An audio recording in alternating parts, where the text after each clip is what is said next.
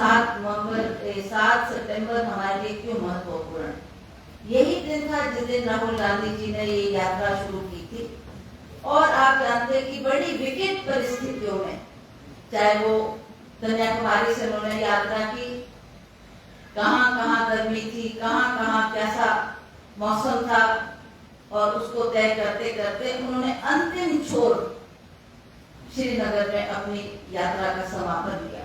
उस दिन भारी बर्फबारी हो रही थी और मैं भी उस दिन वहां पर उनकी उस यात्रा में शामिल थी। हमें खुशी है कि उन्होंने जिन जिन राज्यों में दौरा किया वहां पर अपना संदेश भी दिया। जो वो करना चाहते थे उसको भी लोग समझ पाए, उनके साथ इंटरेक्ट कर पाए। मुझे खुशी है कि हमने जब उन्होंने ये यात्रा की तो मैंने भी कई जगह उन यात्राओं में भाग लिया। जैसे मध्य प्रदेश में उन्होंने एक क्षेत्र में जब वो शाम के समय आए और वहाँ उनकी मीटिंग होनी थी, उसमें भी मैंने अपनी भागीदारी दी। राजस्थान में किया, वहाँ भी मैं उपस्थित हुई। हिमाचल प्रदेश में चाहे बेशक हमको एक ही दिन मिला, पर वो भी बहुत ऐतिहासिक था कि उन्होंने पंजाब को जाना था और पंजाब को जाते जाते वो हिमाचल प्रदेश में रुके। हमारे धन्यवाद ठाकुर जी यहाँ बैठे हैं जो जानते कि उस दिन भी कितनी ज्यादा ठंड थी, कितनी ज्यादा ठंड थी। लोग कोट, मफलर, ओवरकोट, दस्ताने पहन के उस मीटिंग में आ रहे थे और राहुल गांधी एक टी शर्ट में क्या उससे संदेश देना चाहते कि मैं हर परिस्थिति का, हर मौसम का, हर हालात का मुकाबला करना चाहता हूँ। तो उन्होंने आकर सुबह 6 बजे से वो यात्रा शुरू होनी थी और जहां जहां भी वो गए लोग भारी तादाद में हिमाचल प्रदेश के कोने कोने से आए और उन्होंने उनका स्वागत भी किया और वो भी हर क्षेत्र में गए और उन्होंने राहुल जी का वो संदेश अपने सभी प्रियजनों से उसकी चर्चा की और उसका उद्देश्य बताया कि क्यों राहुल जी इस यात्रा को कर रहे हैं। आप सभी जानते हैं, इसलिए ज्यादा विस्तार पूर्वक करने की बात नहीं है। आज जो हमारे हालात है, देश में जो परिस्थिति है, जैसा धनीराम शांडिल जी ने कहा कि दुर्भाग्य की बात रही कि हमने एक अपनी देश की बागडोर एक ऐसे व्यक्ति के हाथ में सौंप दी जो आज एक डिक्टेटर बनकर देश का शासन कर रहे हैं। अभी हाल ही में आपको बात बताऊं, हिमाचल प्रदेश में कितनी त्रासदी आई, कितना नुकसान हुआ, हाहाकार मच गई पूरे प्रदेश में। और मैं बार बार हमारे लोग यहाँ पर पुकार करते रहे कि मोदी जी हमारी आवाज भी सुनो। आपने जब उत्तराखंड में वहां पर त्रासदी हुई, आप वहां भी पहुंचे। आपने जब भूकंप आया भुज में, आप वहां भी पहुंचे और वहां भी आपने राहत दी। तो हम उपेक्षा करते हैं आपसे कि आप हिमाचल प्रदेश की भी मदद करें। मैंने विधानसभा में भी इस प्रश्न को उठाना था, विधानसभा में पार्लियामेंट में इस प्रश्न को उठाना था और मैं चाहती थी कि हम इस पर चर्चा करें और इतनी बड़ी त्रासदी को मैं प्रधानमंत्री के सम्मुख रखूं। आप जानते हो मणिपुर का इशू एक बर्निंग इशू था जिसकी वजह से हमें समय नहीं मिल पाया और अपनी आवाज को नहीं उठा सके, पर फिर भी मैंने दाएं बाएं से होकर वो प्रधानमंत्री जी के कान तक आवाज को पहुंचाया। प्रेस की मीडिया से उनको कहा कि हिमाचल प्रदेश में इतना कुछ हो गया और आप यहाँ पर अपनी नजर भी डाल रहे। मुझे बहुत अच्छी तरह से याद है प्रधानमंत्री जी अभी जब पिछले हमारे चुनाव हुए उस वक्त हिमाचल प्रदेश का दौरा करते, कितने राज्यों में वो गए, कितने क्षेत्र में, कितनी चाहे वो शिमला था, चाहे मंडी था, चाहे सिरमौर था, चाहे चंबा था, जगह जगह जाकर प्रधानमंत्री जी ने कहा हिमाचल मेरा दूसरा घर, मैं हिमाचल को अपना घर मानता हूँ। आपने व्यंजनों की वहां तारीफ की, आपने वेशभूषा की तारीफ की, आपने हिमाचल लोगों को कहा कि बहुत सीधे साधे अच्छे लोग हैं।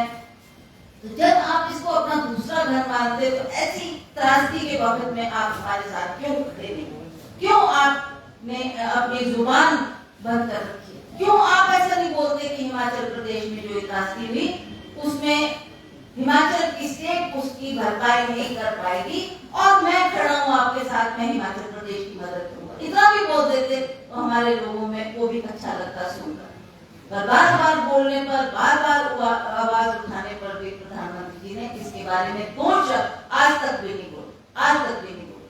वो कहीं G20 की बात कर रहे हैं, कहीं उनके जो बाहर से बड़े बड़े विदेशों से कोई प्रधानमंत्री कोई बड़े उसमें आने की आ रहे हैं उसकी बात करते हैं, पर हिमाचल के प्रदेश के क्यों गुरेज कर रहे हैं ये मेरी समझ से बाहर। और हमने उनको इससे भी आगाह किया कि इतनी बड़ी त्रासदी हो गई, इतने लोग मर गए, हमने आंकड़े भी दिए कहां कहां लोग अब बेघर हो गए, कितने लोग हमारे घर से बेघर हो गए जिनके अब दोबारा से उनको सेटल करने की बात है। आप जानते पहले ही हमारे ऊपर हिमाचल प्रदेश के ऊपर पिछली सरकार कितना कर्जा छोड़ के गई, अभी वो कर्जा भी है, काम भी करने हैं, लोगों को जो प्रॉमिसेस किए हैं वो भी फुलफिल करने हैं, और ऊपर से ये त्रासदी का बोझ हमारे ऊपर पड़ जाए। तो इसलिए हमने चाहा था कि प्रधानमंत्री अगर हमारी मदद करते तो हम गरीब लोगों को दोबारा सेटल करने की बात, दोबारा उनके घर बनाने की बात, दोबारा उनको भूमि देने की बात, और आर्थिक तौर से जो बहुत ही कमजोर लोग हैं उनकी भी मदद करने की हम बात करते। परंतु आज तक प्रधानमंत्री जी ने ना हमको कोई आश्वासन दिया और ना ही उन्होंने कोई 2 शब्द भी प्रेस के मीडिया से कहा कि मेरी सहानुभूति हिमाचल प्रदेश के लोगों के साथ है। तो ऐसी सरकार, ये एक उदाहरण मैं आपको दे रही हूँ कि जब वो हमारे साथ ऐसा कर सकते हैं जिसको वो अपना दूसरा घर बोलते हैं। हर भाषण में उन्होंने कहा हिमाचल प्रदेश मेरा दूसरा घर, यहाँ के लोग मेरे अपने घर के सदस्य की तरह। जब वोट लेने हो तब तो आप ऐसी भाषा करते हैं, और जब त्रासदी आ जाए तब आप पीठ फेर लेते हैं। तो ये हालात जो आज बने हैं इसके खिलाफ हमने एक लड़ाई लड़नी है, जिसके लिए हम राहुल गांधी जी का बहुत आभार करते हैं कि 1 साल पहले उन्होंने इसकी शुरुआत की। उन्होंने जब इस यात्रा का शुभारंभ किया तो लोगों में बहुत आकर्षण था, राहुल गांधी जी से मिलना चाहते थे, उनको देखना चाहते थे, उनकी बात सुनना चाहते थे। जहां जहां वो गए हजारों की तादाद में लोग उनसे जुड़े, और मैं भी जब उनके साथ चली जिन जिन राज्यों में मुझे मौका मिला तो मैंने देखा कि वो एक तो बहुत तेज चल रहे थे, पर फिर भी उनकी नजर हर तरफ दौड़ रही थी कि कहाँ कोई महिला है, कहाँ कोई बच्चा है, कहाँ कोई गरीब है। सबको उन्होंने बुला बुला के करना, उनको प्यार देना। उनको जब भी मारनी तो लोग बड़े खुश होते थे, जी राहुल गांधी हमारे से प्यार करते हैं। छोटी लड़कियों को देखते हैं, उनको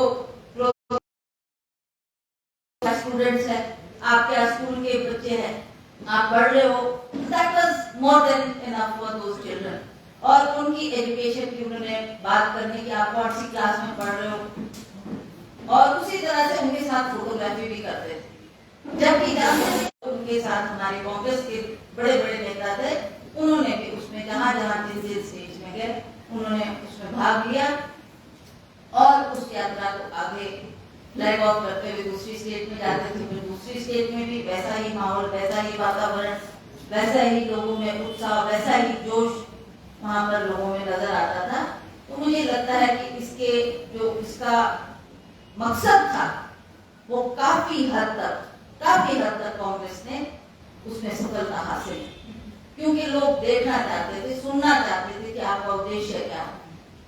राहुल जी ने बार बार ये बात की कि हम लोगों से प्यार करना चाहते हैं, हम घृणा से दूर रहकर, नफरत से दूर रहकर लोगों को प्रेम से जोड़ना चाहते हैं। ये उनकी हर स्पीच में उन्होंने ये संदेश लोगों को दिया, और नो डाउट कि लोग उससे इम्प्रेस भी हुए, और लोगों ने उनके संदेश को जहां तक हो सका उस संदेश को आगे भी कैरी किया। आज आप देख रहे हैं, आप क्योंकि ये सभी हमारे पार्टी वर्कर्स है, पार्टी में आप अच्छे पदों पर हैं, ओहदेदार हैं। अब मैं आपसे ये भी प्रार्थना करना चाहती हूँ कि अब 2024 का इलेक्शन बहुत नजदीक आ चुका है, बहुत नजदीक।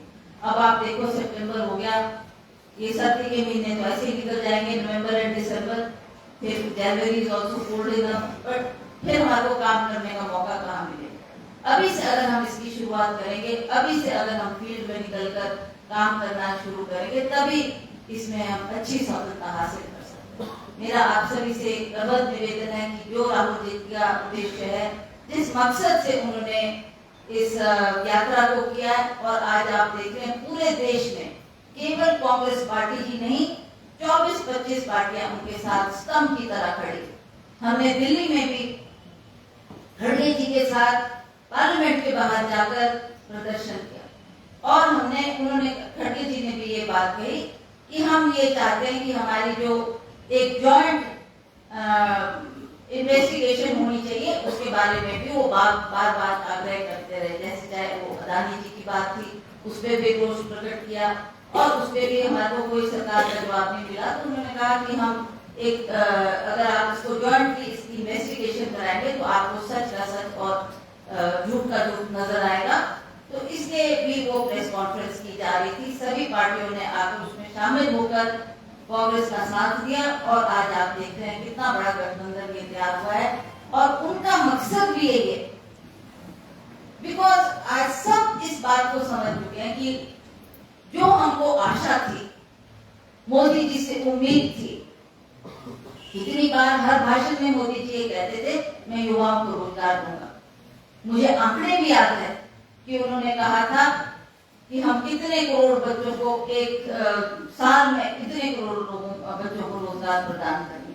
तो युवाओं में भी जोश आया, युवाओं ने भी सोचा कि बहुत अच्छा मौका है, क्यों ना मोदी जी को वोट किया जाए, क्यों ना इनको प्रधानमंत्री जी बनाया जाए, तो हमारे को रोजगार भी मिलेगा। महंगाई की बात करते थे, महंगाई पे भी बहुत कुछ कहा प्रधानमंत्री जी ने, यहाँ तक कि महंगाई बढ़ गई है। बहुत सी महिलाएं यहाँ बैठी हैं, आप लोग जानती, वही गैस का सिलेंडर जो आप बोलो 450 का था, 400-450 का गैस का सिलेंडर, आज उसका भाव देख लो क्या है। अब इलेक्शन नजदीक आ गए, 4-5 स्टेटों में इलेक्शन होने जा कि इन दालों का दाम अब बढ़ जाएगा। फिर नीचे दिखा रहा है चने की दाल का भी, मूंग की दाल का भी, किसी दालों का इन्होंने दाम बढ़ा दिया। वो दाम भी तो बढ़ते ही जा रहे हैं। सब्जियों के भाव देखो आप कहां से कहां पहुंच गए। सब्जी भी अब आम आदमी के खाने में शामिल नहीं हो सकती, क्योंकि ना टमाटर खरीदा जा सकता, ना सब्जियां खरीदी जा सकती। ये हालात आज पूरे देश में। तो आज ना महंगाई की बात, ना रोजगार देने की बात, और ना ही जो हमारे भारतवर्ष की जटिल समस्या है उस पर कोई चर्चा मोदी जी नहीं करते, ना उस पर कोई सोच करते हैं और ना ही उस पर कोई कदम आगे बढ़ाते हैं। ये मैं इसलिए आपको कह रही हूँ कि केवल हिमाचल प्रदेश की बात ही नहीं है, जो बाकी गठबंधन पार्टी ने हमारा साथ दिया है, जो बाकी अलायंसेस कांग्रेस पार्टी के हैं, उनको भी ये नजर आया, उनको भी ये महसूस हुआ कि आज ये जटिल समस्या का कहाँ तो समाधान होने की हम आशा करते थे कि प्रधानमंत्री जी इन समस्याओं का समाधान करेंगे, हमारे को राहत देंगे, हमारे बच्चों को रोजगार देंगे, हमारी महंगाई कम करेंगे। ये जटिल मुद्दे थे, इस पे भी उन्होंने ध्यान ना देकर आज आप देखो हालात क्या बने, पूरे देश के हालात किस तरीके से आज हमारे सामने हैं। तो इसलिए सभी लोगों ने सोचा कि क्यों ना मिलकर हम इस सरकार को हटाकर दोबारा से एक नई सरकार बनाए, जो संवेदनशील हो, हमारी समस्याओं से जुड़े हुए हो और हमारी समस्याओं का समाधान हमको करके दे। तो इसलिए ये अलायंस का गठन हुआ है, उसमें बड़ी बड़ी पार्टीज हैं, अपने अपने स्टेट के सभी के मुद्दे हैं, सभी की प्रॉब्लम्स है, सभी के उलझने हैं, जिसको अब जो नई सरकार 24 की बात बढ़ेगी वो उसको किस तरीके से उन मसलों को सॉल्व करते हैं, ये देखने की बात है। तो मैं आपसे भी अनुरोध करूंगी अंत में कि जो हमारा इस भारत यात्रा को करने का मंशा थी कि क्यों किए, उसको भी हमने जारी रखना। जैसे आज 1 साल हुआ तो आज हमने ये पर्व मनाया, हम लोग सभी इकट्ठे हुए, हम तादाद हमारी कम थी, तो हमने सोचा कि अगर हम बाहर निकलेंगे तो कहीं ऐसा ना बोले लोग कि इतने जैसे थे, प्रेस में दे दिया, मीडिया में दे दिया, we don't want that also। We had a सम्मेलन जिसमें हमने आपको ये संदेश दिया और मैं चाहूंगी कि आप लोग सभी इस संदेश को अब घर घर तक पहुंचाएं and we should start working.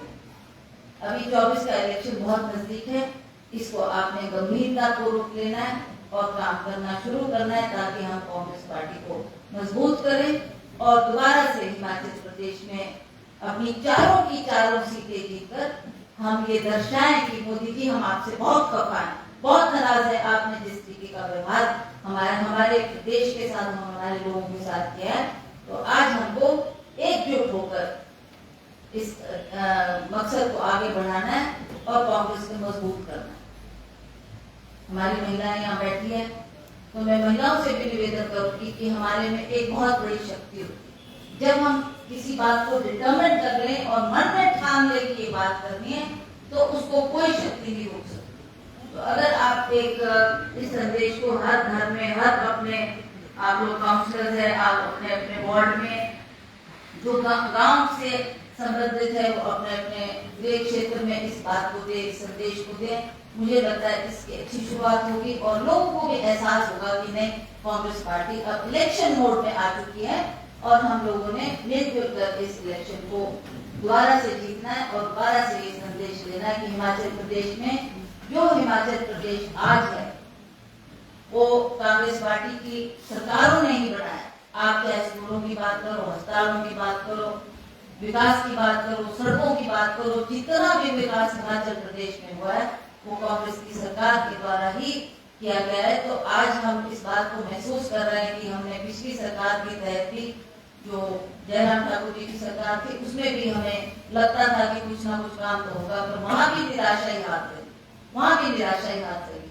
अब लोगों ने मौका दिया है, दोबारा हमारी सरकार बनी है, तो हम चाहते हैं कि दोबारा हम एकजुट होकर अपने छोटे मोटे मन मुटाव को भुलाकर हम लोग साथ मिलकर काम करें और हर जगह अपनी उपस्थिति दें, ताकि हम और लोगों को इसमें ज्यादा से ज्यादा तादाद में जोड़ सके और इस भारत यात्रा का जो हमारा उद्देश्य था, उस उद्देश्य को लेकर हम अगर चलेंगे तो मुझे लगता है कि अगला चुनाव हमारे लिए दिन प्रतिदिन सरल होता जाएगा और उसमें अवश्य हम विजय बनेंगे। इन्हीं शब्दों के साथ आप सबका बहुत बहुत आभार और धन्यवाद और मैं उम्मीद करती हूँ कि आप लोग